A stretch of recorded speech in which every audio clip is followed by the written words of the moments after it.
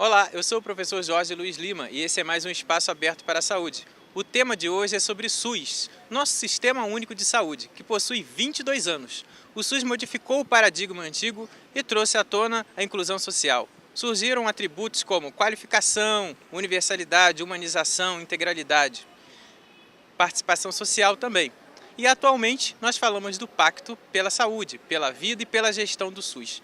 Mas será que a nossa população sabe o que é o nosso Sistema Único de Saúde? O que eles pensam do Sistema Único de Saúde?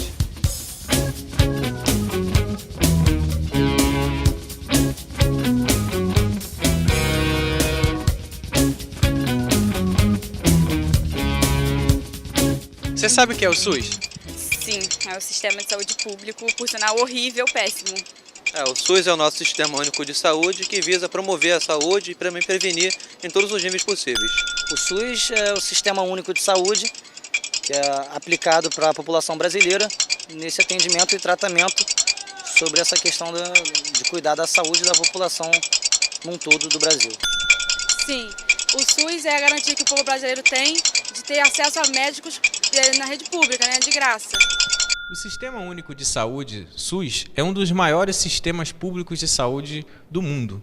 E ele abrange desde o atendimento ambulatorial até o transplante de órgãos no nosso país, garantindo acesso integral, universal e garantido para toda a população brasileira. Como convidado de hoje, nós temos o autor do livro do SUS, Questões Comentadas, Lenildo Tuller, que vai conversar um pouco com a gente sobre esse assunto importantíssimo que é o nosso Sistema Único de Saúde. Amparado por um conceito ampliado de saúde, o SUS foi criado em 1988 pela Constituição Federal Brasileira para ser um sistema de saúde que vai atender todos os estados e municípios e deve ter, claro, seus conselhos de saúde, com representantes dos prestadores de serviços, gestores e profissionais de saúde. Com o Pacto pela Saúde, criado em 2006, os estados e municípios receberão os recursos federais por meio de 5 blocos de financiamento: o da atenção básica, o da atenção de média e alta complexidade, vigilância em saúde e também assistência farmacêutica e gestão do SUS. Então, antes desse pacto era muito complicado, porque existiam mais de 100 formas de receber o financiamento do governo. Então, é interessante a gente começar a falar sobre esses pactos, que na verdade é o pacto pela saúde. Então, o que seriam esses pactos do SUS, Lenildo? Eu agradeço a presença do Lenildo aqui. Obrigado pelo convite aí, Jorge. Obrigado aí por essa oportunidade de estar aqui conversando sobre isso. Nada, que isso. E em relação ao nosso público que quer saber um pouco, sobre os pactos, que você poderia falar um pouco para a gente? O pacto, ele foi lançado, uma portaria 399 em 2006 pelo governo, e ele veio para consolidar o Sistema Único de Saúde. Ele é um conjunto de reformas institucionais, foi pactuado entre as 3 esferas de governo, e o objetivo é promover a melhoria dos serviços de saúde ofertados à população, e você pode dizer que é garantir o acesso a todos, para cumprir aí as diretrizes, os objetivos do SUS. É interessante porque o próprio pacto, ele se divide em pacto pela vida, o pacto em defesa do SUS e o pacto pela gestão do SUS. Isso. Então é interessante que a parte só do pela vida, como o Lenildo coloca, ele traz um bloco de atendimento aí para desde idosos, controle do câncer do colo do útero, redução da mortalidade, controle de endemias, promoção da saúde, fortalecimento da atenção básica e também, muito forte agora também essa coisa da saúde do idoso, que está... Esse Pacto pela Vida, ele é o compromisso, entre os gestores para apresentar um impacto sobre essa situação de saúde que a gente tem aí no Brasil, para mostrar para a população que funciona. A gente está caminhando para que isso inclusive até pela parte do pacto pela gestão também traz essa coisa do controle maior também, O pacto de gestão ele vem definir ali a responsabilidade de cada esfera de governo, a gestão do SUS federal, estadual e municipal, foi definido ali nesse pacto de gestão as responsabilidades, os gestores. E o trabalho entre eles, Você tem aquele trabalho, aquele processo compartilhado entre esses gestores do SUS. Tem o Pacto em Defesa do SUS, né, que ele veio para confirmar o SUS como política de Estado. Reafirmar, né, com ações concretas para que o SUS... Porque o que acontece no passado? A gente tinha programas de governo. Não? Então, um governo saía, o outro não dava continuidade. Eu dou até um exemplo para isso, na época da gestão dos CIEPs, né? Que era um projeto até muito bom para a educação, só que os outros governos não deram continuidade a esse projeto do CIEP. E aí é programa de governo. Então o governo X entrou, o Y depois assume e não dá continuidade. O SUS não. O SUS é um programa do Estado, né? A política de Estado. É uma das maiores políticas de saúde do mundo, vem sendo copiada aí pela Alemanha, outros países estão copiando, os Estados Unidos está tentando implantar. Na teoria, eu posso dizer que o SUS ainda é o melhor sistema. Agora, na prática, ele vem crescendo. A gente vai construindo o Sistema Único de Saúde aos poucos, né? Até com a participação da população. Aí. A gente estava comentando aqui anteriormente, né? O SUS vai fazer 22 anos. Passou a maioridade agora, já pode tirar a carteira de motorista. E aí o que acontece? É um processo, né? Como você bem colocou.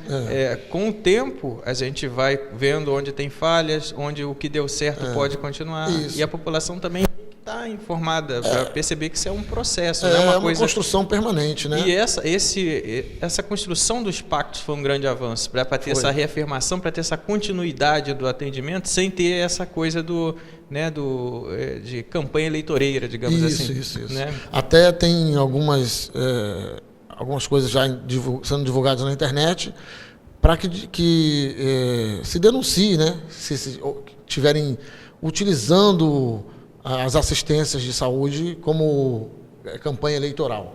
Você pode estar denunciando. Isso também é muito importante. Como uma segunda questão para a gente discutir é em relação à unicidade, digamos assim, do sistema, né? O sistema de saúde no Brasil é único, né? Podemos dizer que o nosso sistema é único hoje?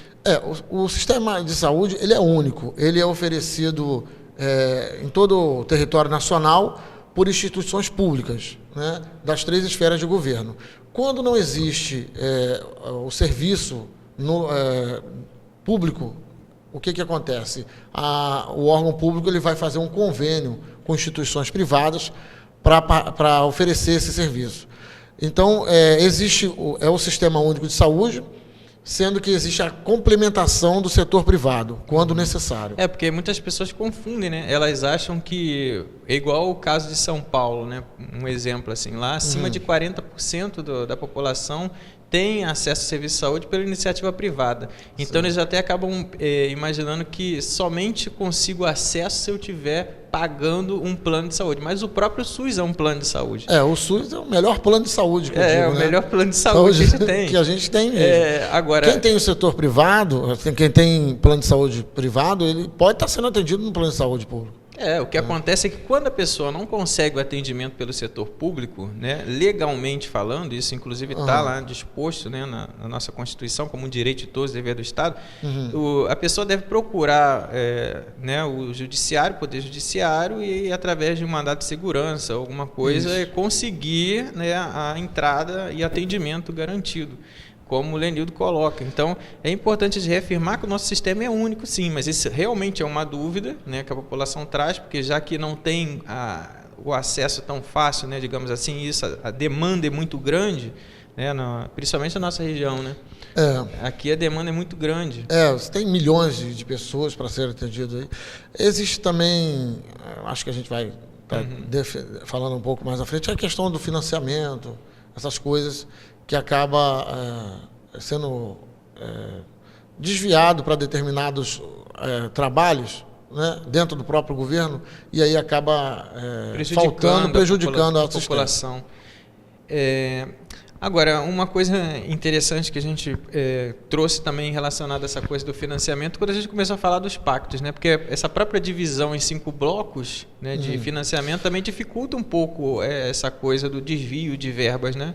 O que acontece? Antes, como você falou no início, né, nós tínhamos aí mais de 100 programas formalizados, onde você repassava cada programa era um valor, e aí eles acabam com esses 100 e colocam 6. Né? 5, perdão. 5. Eu sempre falo 6. 5, mas isso dificulta esse desvio. E detalhe, tem que fazer o programa. Isso aí. E aí, através também pelo obrigatório. Pacto pela Gestão em defesa do SUS, também acho que isso reafirma e traz uma maior segurança, né, para a população. Isso. E em relação ao financiamento, como a gente estava conversando anteriormente, né, a gente tem essa discussão em relação à aprovação da emenda 29, que você ia falar alguma coisa. A emenda 29, ela precisa ser regulamentada. Enquanto ela não for regulamentada, eu vou voltar um pouquinho no tempo. O que acontece? Com a criação do SUS em 88, né, foi colocado na Constituição, em 90 lança 8.142, e os anos 90 foram anos um pouco negros, vamos dizer assim, para o Sistema Único de Saúde. Por quê? Porque cria-se um imposto, a antiga CPMF, para colocar o dinheiro dentro do Sistema Único de Saúde. E esse dinheiro, como eu havia falado antes, não foi utilizado no Sistema Único de Saúde. Foi transferido para o FAT, Fundo de Amparo ao Trabalhador e outras coisas, e acabou faltando no Sistema Único. E aí nós tivemos a década de 90 foi uma década negra para o Sistema Único de Saúde. Né? Por isso que muita gente ainda fala que não funciona. Não, funciona. A gente tem estatísticas que mostram isso. De atendimento, mostram de lugares excelentes. Agora, existe também as pessoas que não têm muito interesse que funcionem também, né? Eu acredito que seja também uma coisa do brasileiro sempre falar muito do lado negativo e não ver o positivo, né? Tem muita coisa positiva do Sistema Único de Saúde. Porque senão não seria copiado, né? Senão Tentativa o primeiro mundo não ia copiar. Não iria copiar. Então, assim, a gente tem uma parte do programa que todo mundo já conhece em relação aos quadros externos, são as perguntas dos populares, das pessoas da rua, né? O que o povo quer saber, o que interessa a eles. Bom, já que ele existe há tanto tempo, há mais de 20 anos, por que ainda não solucionou os problemas de saúde que ele visava atender no passado? Olha, Rafael, né? Rafael, o Sistema Único de Saúde, como a gente está falando aqui, está fazendo 22 anos, mas ele é muito novo. Se a gente for parar para pensar, o tamanho do Brasil, são 200 milhões de brasileiros, né? Para entrar nesse sistema e ser atendido. E os gestores, eu acho que o SUS ele é um trabalho de crescimento constante, né? É aperfeiçoamento constante. Então, ele funciona.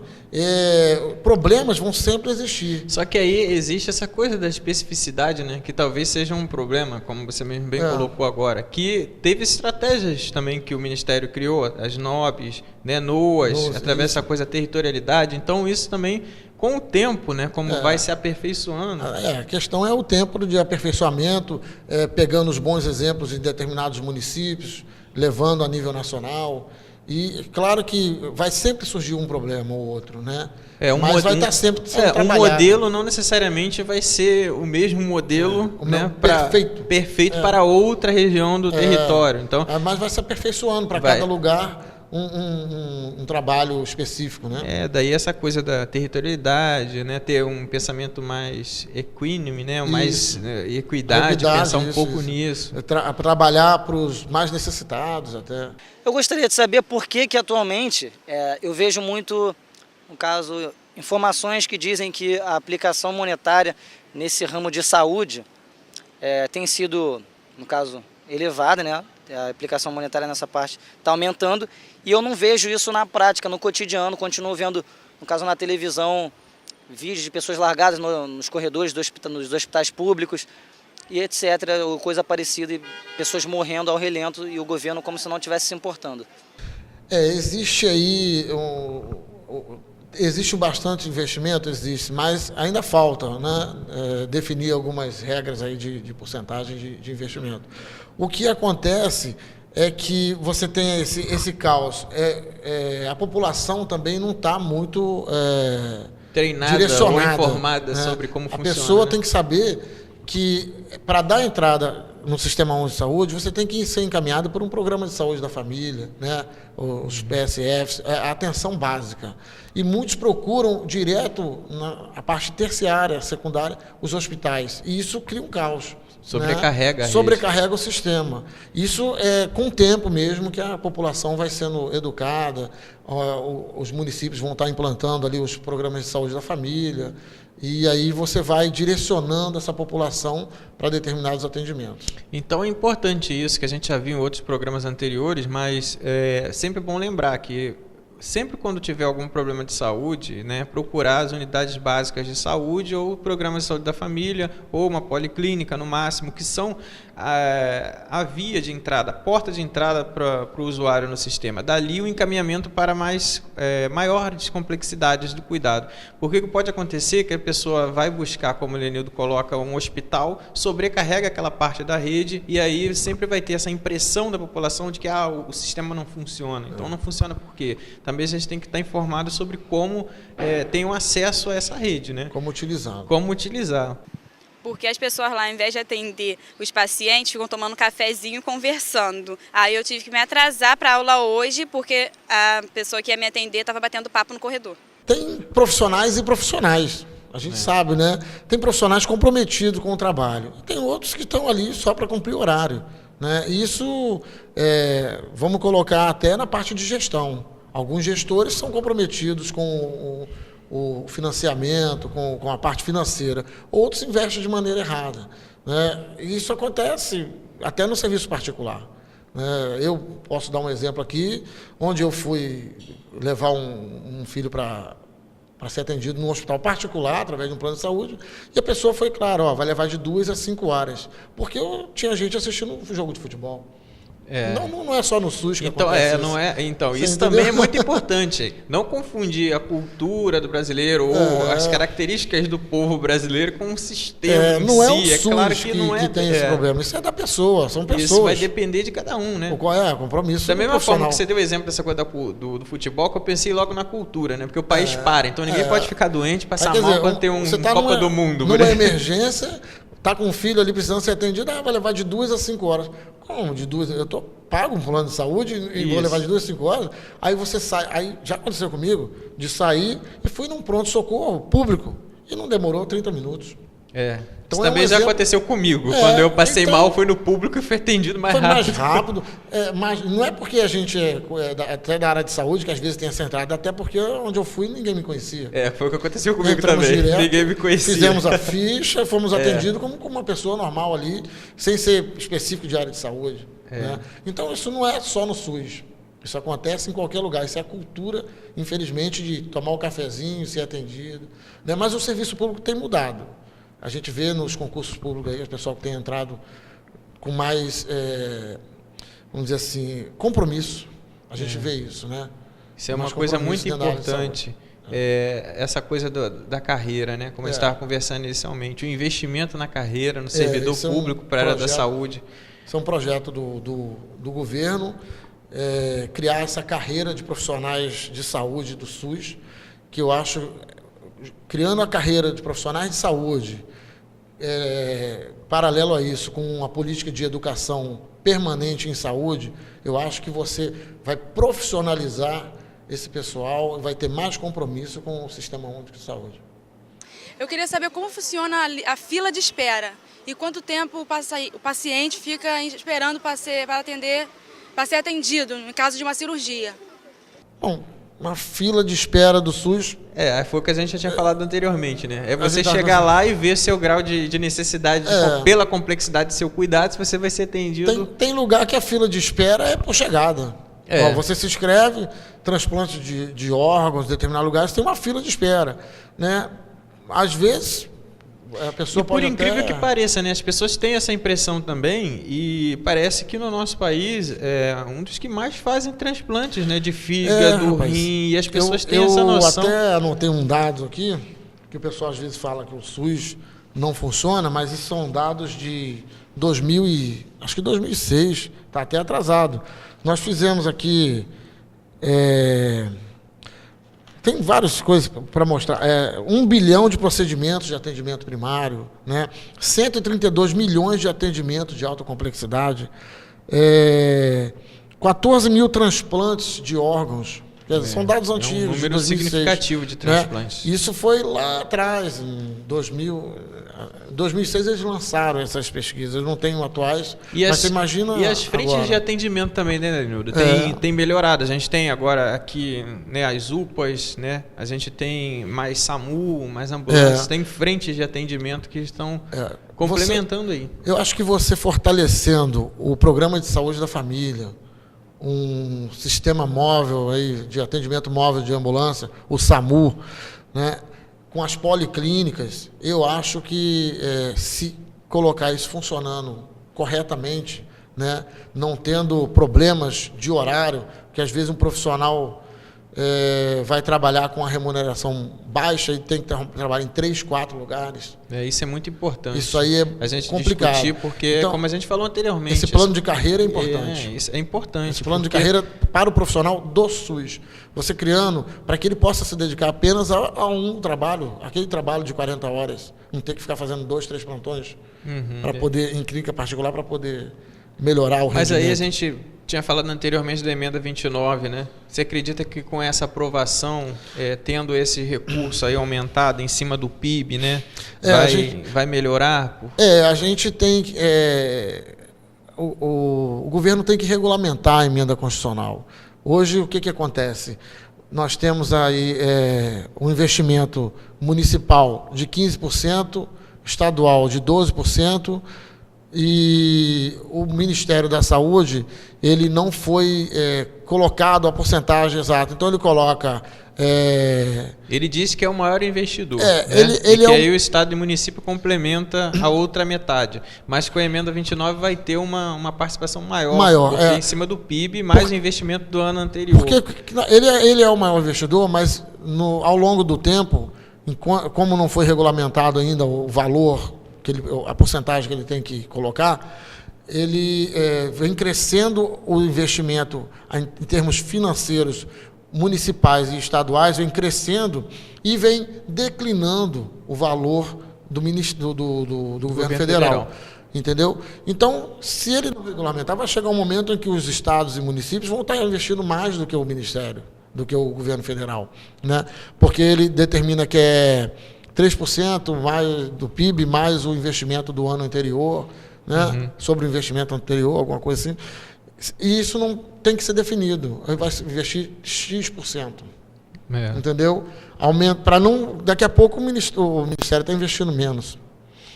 Uma coisa... Essa regulamentação é muito importante. Ela é muito importante e teve uma travada aí, né, na aprovação no Senado, e a gente precisa ter uma mobilização também das pessoas, se interessar pela política para poder ter essa melhor qualidade. Uma participação da comunidade. Que é um dos princípios do SUS, até que o Lenildo traz nos livros dele. Agora, só mais uma questão para a gente finalizar aqui, né? Que sempre a gente faz uma pergunta no final, que é aquela pergunta mais difícil, digamos assim. Aí, o que você considera, Lenildo, hoje um grande desafio, né, para o Sistema Único de Saúde brasileiro? É verdade. Jorge, o que acontece? Eu acho que a gente tem que lutar para essa regulamentação da emenda constitucional e trabalhar, porque eu falo também da carreira para os profissionais de saúde do SUS, criar esse plano de carreira dos profissionais de saúde e não priorizar uma classe profissional e não priorizar outra, o que vem acontecendo. Isso aí é totalmente contra o sistema de saúde, está totalmente fora. Então, você prioriza, às vezes, pagando muito bem para um profissional médico, por exemplo, né, e não paga muito bem para um outro profissional, né? Então, cria-se uma carreira de profissionais do sistema de saúde, tendo igualdade no tratamento com todos os profissionais. Isso não é só médico, só enfermeiro, só técnico. Porque o que acontece até em relação ao governo federal, ele não faz tanta distinção, né, digamos assim, em relação ao salário. Né? Mas o município e estado faz tem feito, um detrimento, porque né? Terceiriza o serviço, isso aí acaba prejudicando o trabalho de determinados profissionais, porque remunera um de um valor e outro de outro. E você regulamentando, tendo essa verba federal sendo já corrigida, né? E tendo essa carreira pública de profissionais do SUS e a educação permanente em saúde, trabalhando isso. Eu acho que juntando esses três, esse é o grande desafio. Para que trabalhe, e você fazendo isso, você começa a colocar profissionais não só nas grandes metrópoles, você consegue fixar profissionais no interior, porque falta hoje.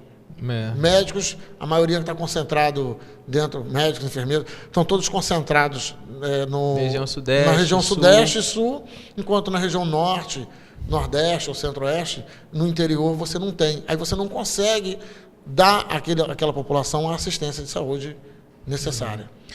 Lenildo, agradeço a sua presença no programa de hoje. E foi muito bom assim, discutir, ter essas contribuições, né? E agradeço, né, a sua presença novamente. A gente a gente hoje falou sobre o Sistema Único de Saúde, respondendo algumas questões, né, de populares, e também a gente discutiu sobre alguns pontos importantes. Discutimos sobre os recursos do SUS, sobre os pactos do SUS, sobre o sistema, né, de financiamento, e também falamos um pouco sobre a estrutura de funcionamento do sistema. Vimos que um grande desafio é essa coisa da educação permanente, da valorização do profissional, né, e também dos recursos.